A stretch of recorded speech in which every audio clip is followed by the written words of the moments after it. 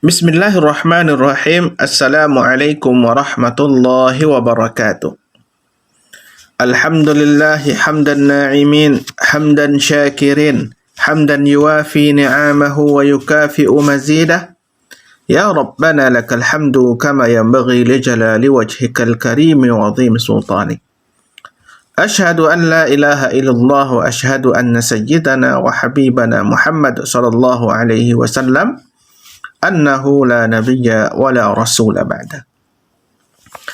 Puji dan syukur kita kepada Allah Subhanahu wa taala yang alhamdulillah sampai pada saat ini, sampai pada detik ini kita masih diberikan kenikmatan oleh Allah Subhanahu wa taala.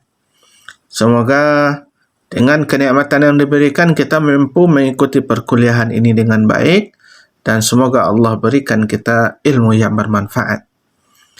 Selanjutnya salawat dan salam mari sama-sama kita haturkan buat junjungan kita yakni Nabi Muhammad sallallahu alaihi wasallam dengan lafaz Allahumma salli ala Muhammad wa ala ali Muhammad. Sebelum kita memulai perkuliahan kita pada materi yang keempat ini yaitu Taharah 2, mari sama-sama kita berdoa kepada Allah semoga Allah senantiasa memberikan atau menitiskan ilmu yang bermanfaat bagi kita sehingga bermanfaat untuk kehidupan dunia dan bersiap untuk menuju kampung akhirat. Peta konsep kita pada pembahasan yang kedua ini, yang pertama itu adalah media taharah, yang kedua wudu, yang ketiga mandi, dan yang terakhir itu adalah tayammum. Media taharah. Media pertama yang digunakan untuk bertaharah itu adalah air.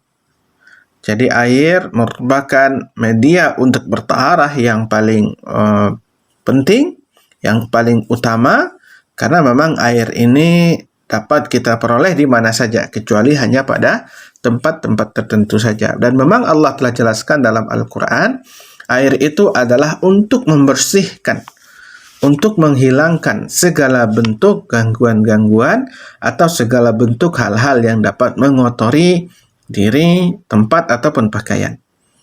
Sebagaimana Allah jelaskan dalam Al-Quran, وَيُنَزِّلُ عَلَيْكُمْ مِنَ السَّمَاءِ مَاءً لِيُطَهِّرَكُمْ بِهِ وَيُذْهِبَ عَنْكُمْ رِجْزَ الشَّيْطَانِ لِيَرْبِطَ عَلَى قُلُوبِكُمْ وَلِيُثَبِّتَ بِهِ الْأَقْدَامِ. Jadi Allah turunkan air hujan dari langit untuk menghilangkan dan juga kemudian membersihkan dari gangguan-gangguan syaitan. Selanjutnya adalah pembagian air. Air tidak seluruhnya bisa dijadikan sebagai media untuk bertaharah. Maka air yang dapat digunakan itu adalah air mutlak. Apa itu air mutlak? Sederhananya, air yang suci dan kemudian dapat mensucikan. Itu air yang bisa digunakan untuk bersuci dari hadas ataupun untuk menghilangkan najis. Nah, ini dinamakan dengan air mutlak. Pembagiannya ada air hujan, ada air laut, air sungai, air sumur, air mata air es, ataupun air salju, dan juga air embun. Inilah yang terkategori kepada air mutlak. Tapi ada juga air yang suci, tapi tidak mensucikan. Nah, ini tidak termasuk kepada air mutlak. Contohnya, air kelapa, atau air kopi, air teh, itu adalah air yang suci. Tetapi kemudian air tersebut tidak dianggap bisa mensucikan. Lalu ada pula air yang kedua, itu namanya ma'ul musyammas, ya, air yang terpapar cahaya matahari. Nah, jika ada air yang terdapat dalam panci atau bejana yang terbuat dari aluminium, lalu kemudian terpapar oleh cahaya matahari atau terik matahari, maka ini namakan dengan air musyammas. Nah, air yang seperti ini, ya, hukum menggunakannya dalam bertaharah adalah makruh atau sebaiknya tidak digunakan untuk bersuci. Kenapa? Karena dalam hadis Rasulullah SAW yang bisa Anda baca ataupun lihat pada file atau slide presentasi ini, bahwasanya air seperti itu dapat mendatangkan penyakit. Jika seandainya ada air ya yang bentuknya seperti itu, kondisinya seperti itu, sebaiknya tidak digunakan. Nah, apalagi kalau seandainya hadis ini konteksnya di Timur Tengah, paparan matahari itu sangatlah kuat ya, cahaya matahari itu sangatlah menyengat. Nah, mungkin berbeda dengan kondisi kita di sini. Kalau paparan mataharinya tidak kuat, tidak menyengat, maka airnya itu tidak apa-apa. Tapi kalau seperti di Timur Tengah sana, di Arab Saudi sana, maka air tersebut berpotensi untuk melahirkan atau menimbulkan penyakit-penyakit pada kulit. Oleh sebab itu, menggunakan air musyammas dalam berwudu hukumnya makruh. Kemudian yang ketiga, ada air musta'mal. Air musta'mal ini adalah air sisa, yaitu air yang telah dipakai untuk berwudu ketika bersuci. Ya. Nah, dalam hadis ini, terkait dengan air ini, ulama berpendapat air ini boleh saja digunakan kembali untuk bersuci selama tidak berubah warna, rasa, dan baunya. Tapi jika seandainya mengalami perubahan, maka hukumnya itu makruh, sebaiknya tidak digunakan. Nah, kenapa kemudian air ini boleh digunakan? Karena memang dahulu pada masa Rasulullah SAW, para sahabat itu kadu yaqtataluna an wudu'i ala wudu'i. Para sahabat itu seolah-olah mereka itu hampir berbunuh-bunuhan ya. Atau ini maksudnya adalah mereka saling berebut dengan keras ya, untuk bisa mendapatkan bekas wudhu Rasulullah SAW. Lalu kemudian ada yang keempat ya. Ini adalah air yang sama sekali tidak boleh digunakan untuk berwudu atau tidak boleh digunakan untuk bersuci, yaitu air mutanajjis.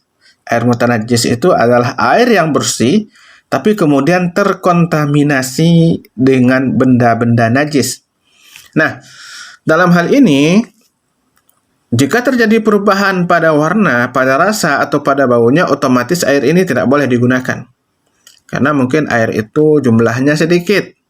Tapi kalau airnya itu jumlahnya banyak, sehingga kemudian tidak berubah warna, tidak berubah rasa dan baunya, maka air itu tidak apa-apa. Seperti masuknya najis ke dalam sebuah kolam yang sangat besar, maka itu tidak masalah.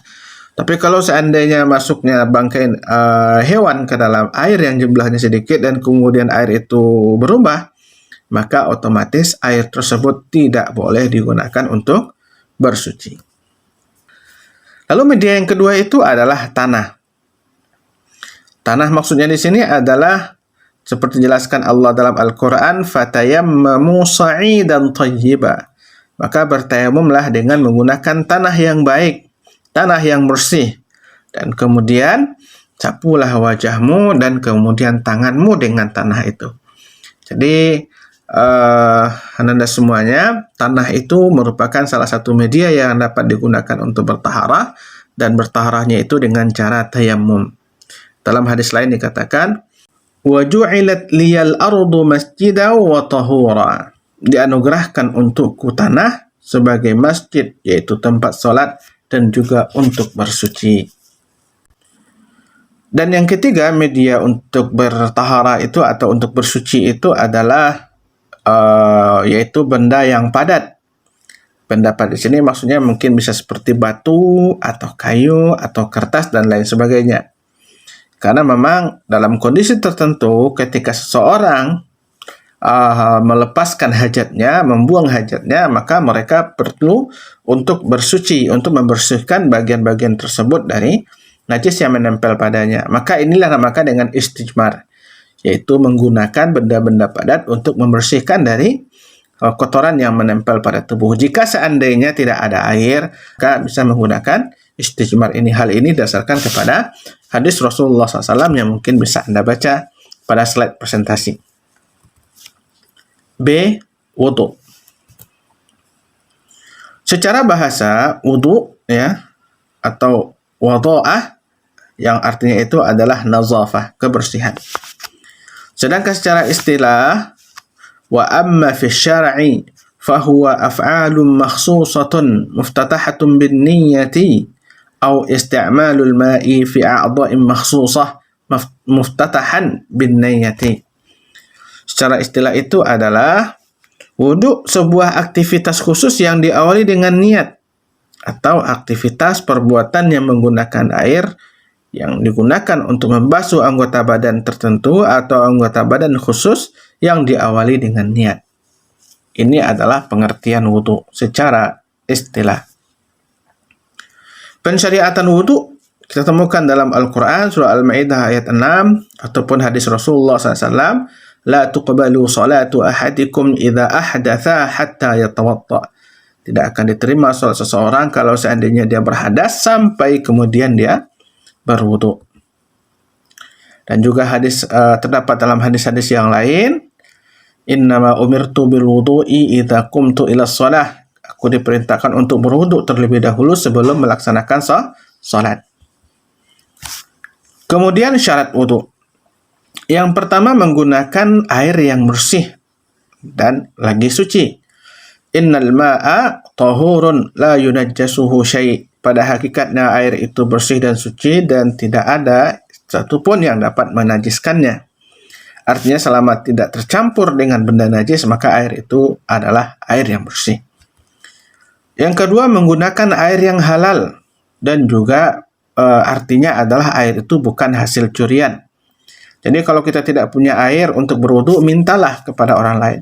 Kalau tidak mau orang mengasih kita air untuk berwudu, maka jangan dicuri airnya. Maka bertayamumlah. Nah, jadi seperti itu ya. Karena kita mendekatkan diri kepada Allah itu bukan dengan sesuatu yang haram. Lalu kemudian yang ketiga, membersihkan benda-benda yang dapat menghalangi air wudhu menyentuh anggota wudhu, seperti kalau bagi perempuan menggunakan cat kuku ya, kutek itu kan tidak tembus air. Maka bersihkanlah itu terlebih dahulu agar bagian tersebut bisa disentuh oleh air wudhu. Rukun wudhu. Rukun adalah bagian yang harus ada dalam sebuah perbuatan. Jika seandainya rukun satu saja tidak ada, maka perbuatan itu tidaklah sah. Yang pertama itu adalah niat. Jadi sebelum berwudu itu dianjurkan untuk berniat. Ya, ini karena ini merupakan bagian dari wudu itu sendiri. Innamal a'malu binniyat wa likulli imri'in ma nawa. Sedangkan hadis Rasulullah SAW ini menjelaskan setiap amalan manusia itu tergantung kepada niatnya masing-masing. Nah, di antara niatnya itu adalah nawaitul wudu'a li raf'il hadatsil asghari fardan lillahi ta'ala. Ya, sengaja aku berwudu untuk mengangkat hadas kecil karena Allah Subhanahu wa taala.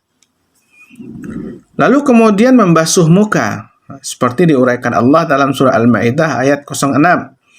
Ini wajah atau muka, yang mana batas-batasnya Anda harus pahami. Di atas itu adalah antara rambut dengan kening, dan kemudian terus ke pinggirnya bagian telinga, dan sampai kemudian bawah ya bagian dagu, tapi kemudian lebihkanlah dari bagian yang ditentukan tersebut.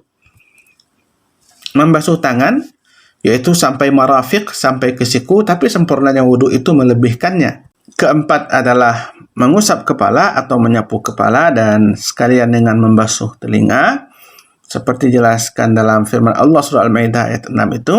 Dan kemudian hadis Rasulullah SAW, al-udhunani min ar-ra's, ya, kedua telinga itu bagian dari kepala.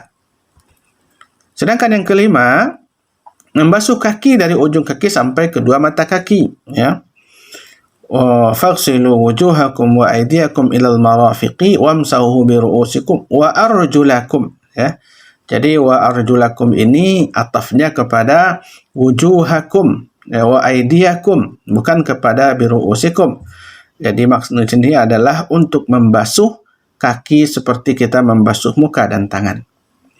Ilal ka'bain, sampai kemudian kedua mata kaki.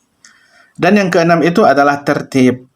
Artinya tertib itu adalah melaksanakan perbuatan tadi, aktivitas tadi secara berurutan. Dimulai dari niat, lalu kemudian diteruskan dengan mencuci wajah, mencuci tangan atau membasuh tangan, menyapu kepala dan telinga, dan terakhir adalah membasuh kaki. Tidak boleh kaki dahulu baru kemudian kepala, tidak boleh kepala dulu baru kemudian tangan, atau membaliknya, karena hal itu tidaklah dinamakan dengan tertib. Tata cara wudhu dapat Anda baca pada hadis yang cukup panjang ini ya, dan ada juga terjemahannya yang diriwayatkan oleh Imam Bukhari dan Muslim.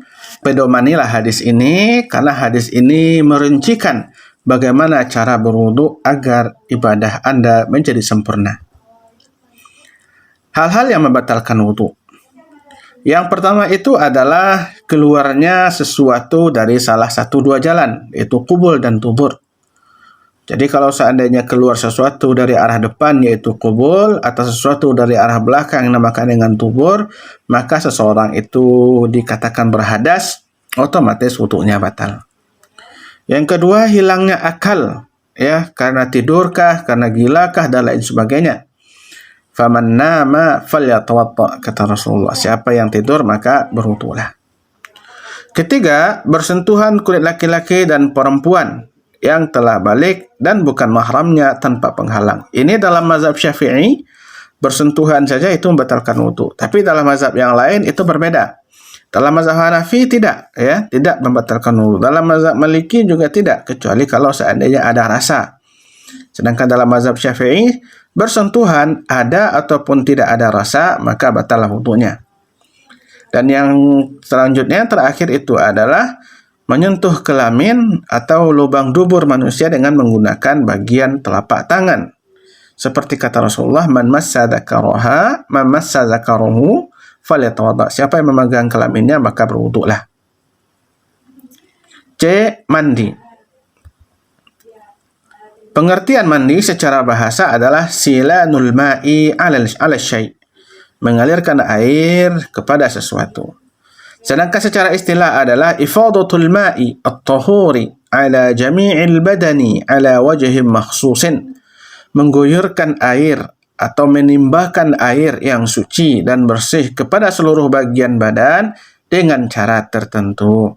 Jadi mengguyurkan air dengan cara tertentu dan tujuannya juga tertentu, yaitu untuk membersihkan diri dari hadas. Lalu kemudian pensyariatan mandi dijelaskan oleh Allah Subhanahu wa taala dalam surah An-Nisa ayat 43 yang Anda bisa baca ayat tersebut. Dan kemudian ada hal-hal yang harus Anda pahami kenapa seseorang itu wajib mandi. Pertama, keluarnya mani baik laki-laki dan perempuan, ya. Apakah itu dengan cara berhubungan suami istri atau kemudian hanya melalui mimpi basah. Dijelaskan dalam hadis Rasulullah SAW. Yang kedua, bertemunya dua kemaluan walaupun tidak mengeluarkan mani. Jadi suami istri saling bersentuhan kelaminnya. Jika seandainya terjadi hal yang demikian walaupun tidak mengeluarkan mani, maka haruslah keduanya mandi. Mandi wajib. Idzal taqa khitanani aw massal khitanul khitana wajib. Artinya jika seandainya bertemu dua alat kelamin atau bersentuhan antara satu khitan dengan khitan lainnya, maka kemudian wajib mandi junub. Ketiga, khusus bagi perempuan jika seandainya terhentinya darah haid dan darah nifas, maka keduanya mewajibkan mereka untuk mandi sebelum melaksanakan ibadah salat atau ibadah-ibadah lainnya. Sedangkan yang keempat adalah meninggal dunia. Jika seandainya seseorang meninggal dunia, maka dia diwajib dimandikan, ya, ghuslul janazah, memandikan jenazah. Nah, terkait dengan yang keempat ini berbeda dengan yang sebelumnya. Kalau yang sebelumnya itu mandi sendiri, sedangkan yang keempat ini adalah dimandikan. Nah, jadi jangan suruh pula jenazah itu mandi. Nanti kalau bangun dia orang pada lari.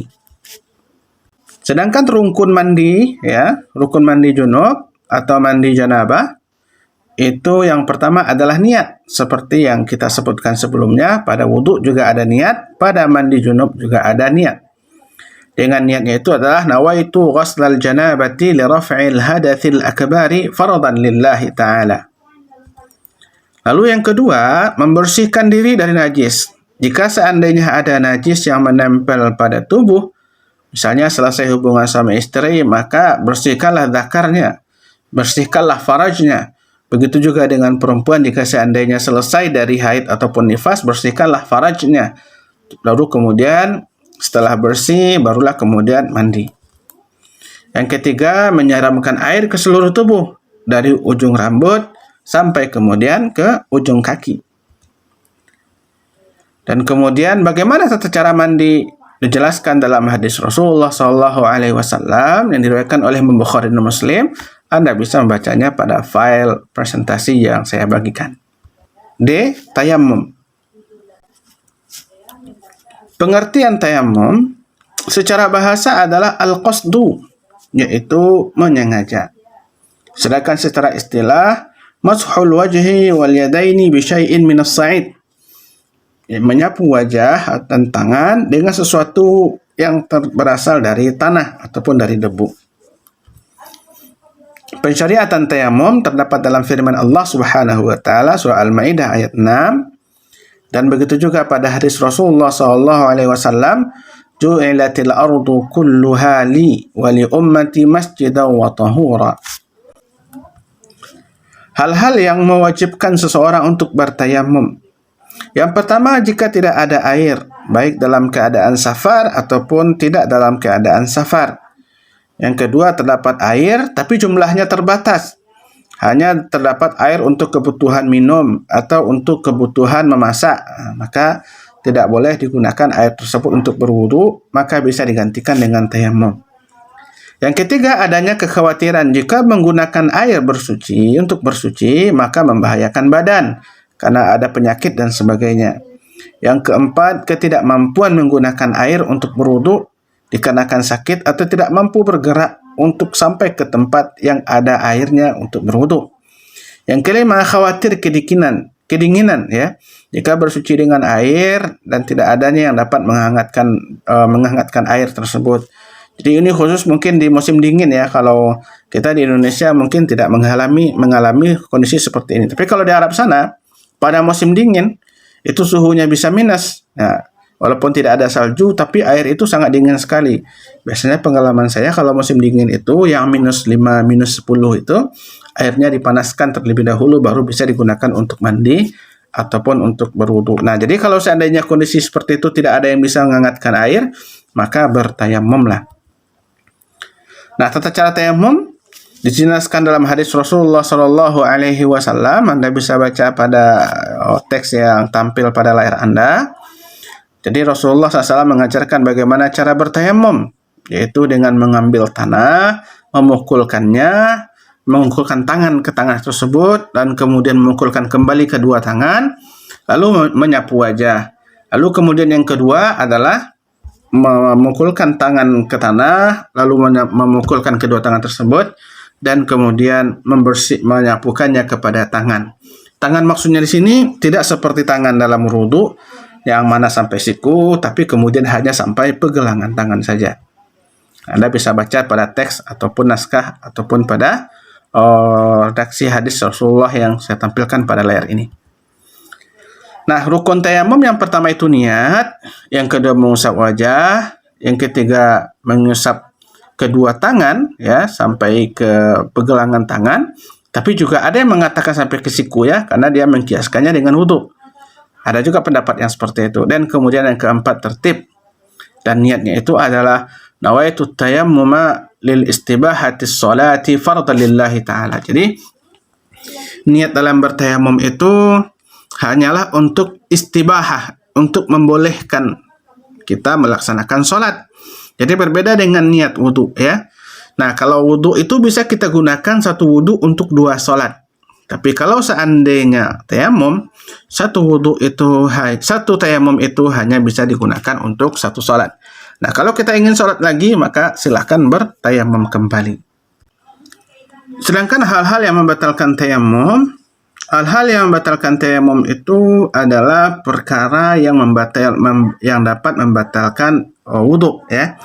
Jadi salat bertayamum akan batal tayamumnya jika seandainya salah satu dari hal-hal yang membatalkan wudu itu terjadi pada dirinya.